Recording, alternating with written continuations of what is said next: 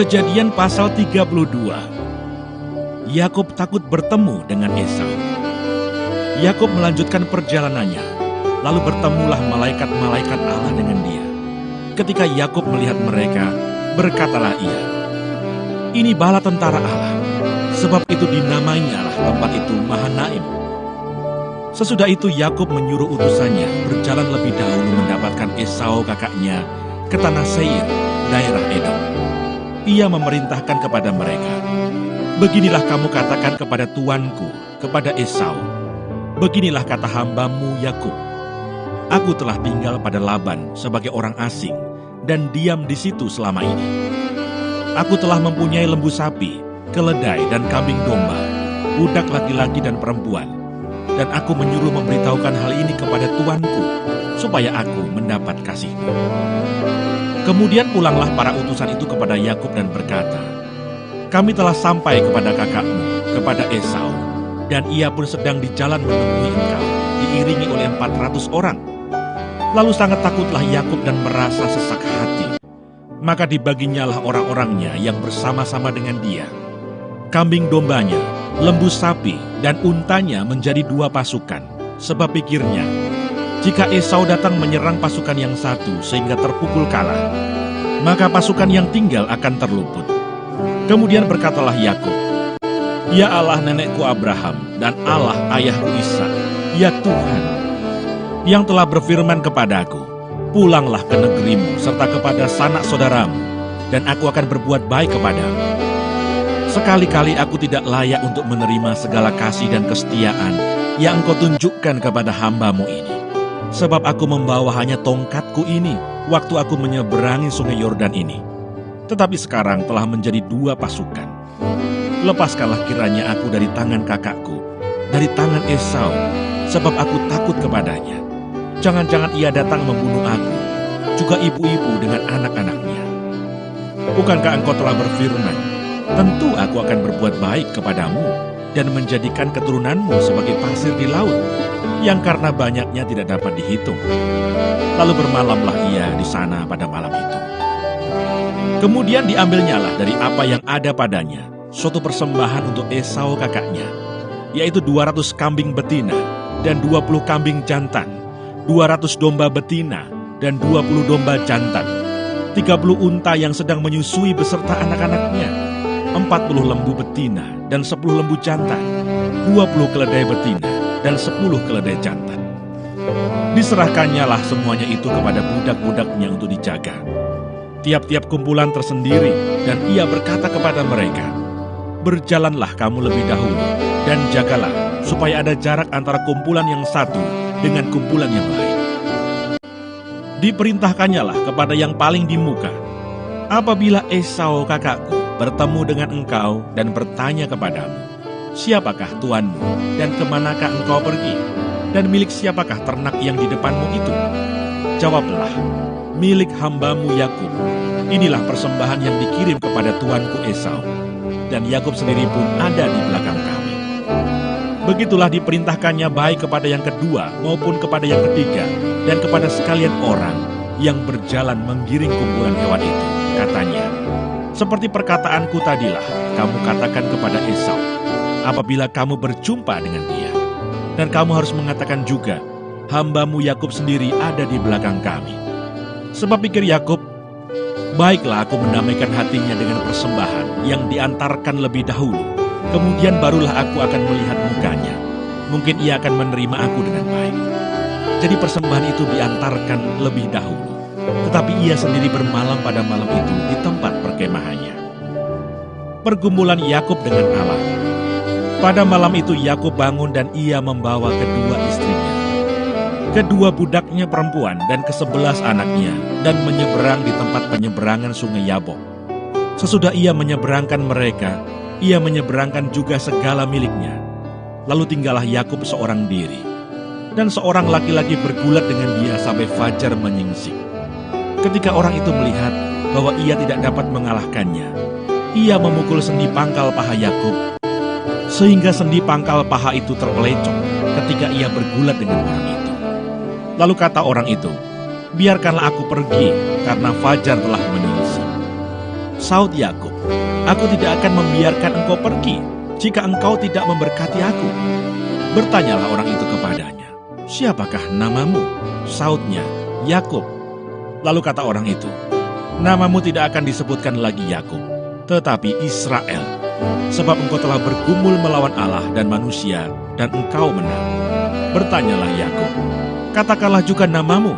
Tetapi sautnya, mengapa engkau menanyakan namaku? Lalu diberkatinyalah Yakub di situ.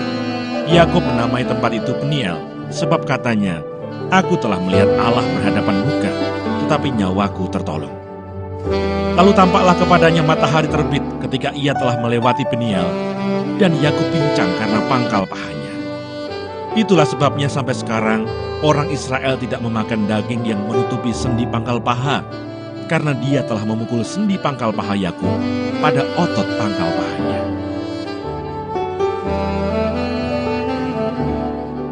Kejadian pasal 33. Yakub berbaik kembali dengan Esau.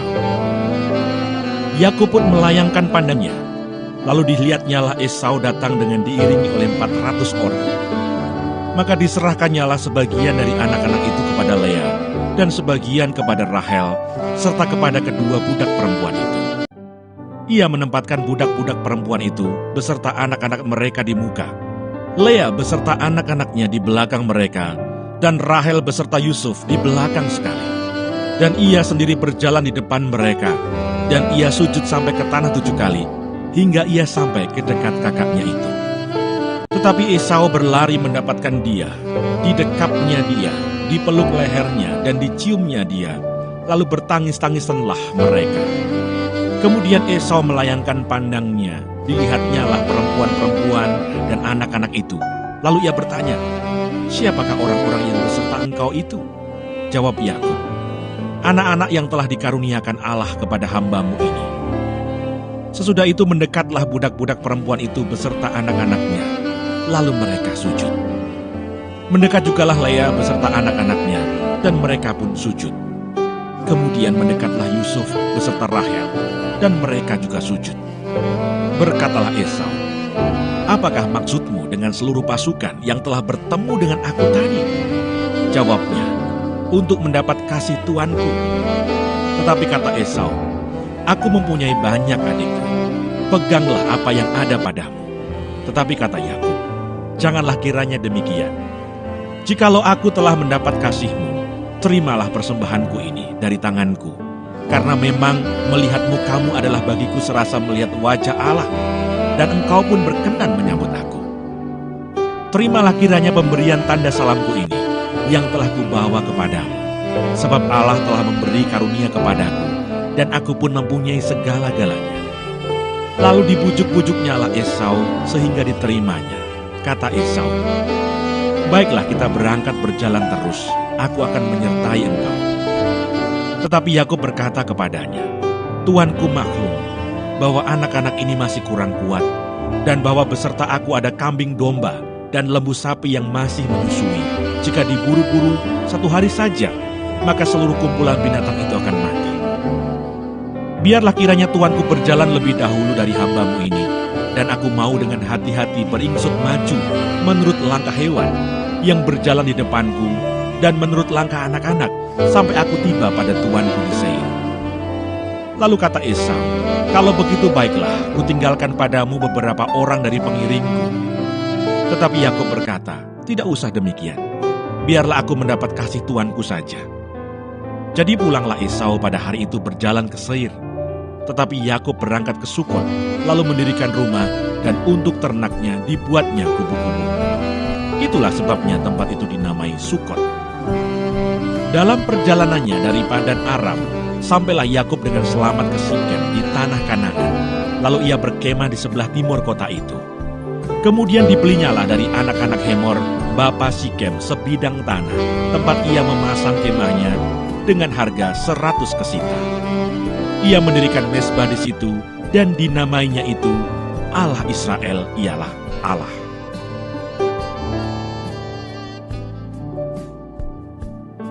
Kejadian pasal 34. Dina dan Sikem. Pada suatu kali pergilah Dina, anak perempuan Lea yang dilahirkannya bagi Yakub, mengunjungi perempuan-perempuan di negeri itu.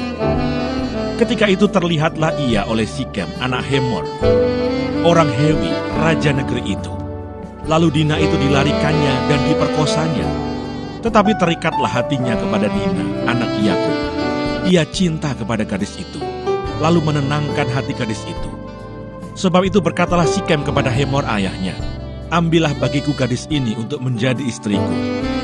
Kedengaranlah kepada Yakub bahwa Sikem mencemari Dina, tetapi anak-anaknya ada di padang menjaga ternaknya. Jadi Yakub mendiamkan soal itu sampai mereka pulang.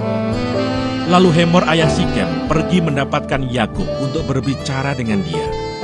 Sementara itu anak-anak Yakub pulang dari padang, dan sesudah mendengar peristiwa itu, orang-orang ini sakit hati dan sangat marah karena Sikem telah berbuat noda di antara orang Israel dengan memperkosa anak perempuan Yakub. Sebab yang demikian itu tidak patut dilakukan. Berbicaralah Hemor kepada mereka itu, "Hati Sikem anakku mengingini anakmu. Kiranya kamu memberikan dia kepadanya menjadi istrinya, dan biarlah kita ambil mengambil. Berikanlah gadis-gadis kamu kepada kami, dan ambillah gadis-gadis kami. Tinggallah pada kami. Negeri ini terbuka untuk kamu. Tinggallah di sini. Jalanilah negeri ini dengan bebas, dan menetaplah di sini." Lalu Sikem berkata kepada ayah anak itu dan kepada kakak-kakaknya, "Biarlah kiranya aku mendapat kasihmu. Aku akan memberikan kepadamu apa yang kamu minta, walaupun kamu bebankan kepadaku uang jujuran dan uang mahar seberapa banyak pun. Aku akan memberikan apa yang kamu minta, tetapi berilah gadis itu kepadaku menjadi istriku." Lalu anak-anak Yakub menjawab Sikem dan Hemor ayahnya dengan tipu muslihat. Karena Sikem telah mencemari Dina, adik mereka itu, berkatalah mereka kepada kedua orang itu, "Kami tidak dapat berbuat demikian, memberikan adik kami kepada seorang laki-laki yang tidak bersunat, sebab hal itu aib bagi kami. Hanyalah dengan syarat ini kami dapat menyetujui permintaanmu. Kamu harus sama seperti kami, yaitu setiap laki-laki di antara kamu harus disunat. Barulah kami akan memberikan gadis-gadis kami kepada kamu, dan mengambil gadis-gadis kamu. Maka kami akan tinggal padamu, dan kita akan menjadi satu bangsa. Tetapi jika kamu tidak mendengarkan perkataan kami, dan kamu tidak disunat, maka kami akan mengambil kembali anak itu lalu pergi." Lalu Hemor dan Sikem anak Hemor menyetujui usul mereka, dan orang muda itu tidak bertangguh melakukannya, sebab ia suka kepada anak Yakub. Lagi pula ia seorang yang paling dihormati di antara seluruh kaum keluarganya. Lalu pergilah Hemor dan Sikem anaknya itu ke pintu gerbang kota mereka, dan mereka berbicara kepada penduduk kota itu, "Orang-orang itu mau hidup damai dengan kita. Biarlah mereka tinggal di negeri ini dan menjalaninya dengan bebas. Bukankah negeri ini cukup luas untuk mereka? Maka kita dapat mengambil gadis-gadis mereka menjadi istri kita, dan kita dapat memberikan gadis-gadis kita kepada mereka.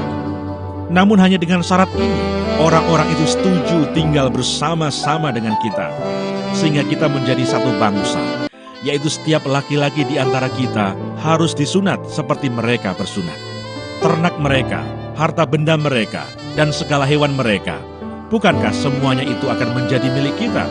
Hanya biarlah kita menyetujui permintaan mereka, sehingga mereka tetap tinggal pada kita."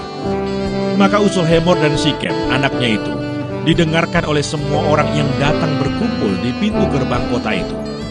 Lalu disunatlah setiap laki-laki, yakni setiap orang dewasa di kota itu. Pada hari ketiga, ketika mereka sedang menderita kesakitan, datanglah dua orang anak Yakub, yaitu Simeon dan Levi, kakak-kakak Dina, setelah masing-masing mengambil pedangnya, menyerang kota itu dengan tidak takut-takut serta membunuh.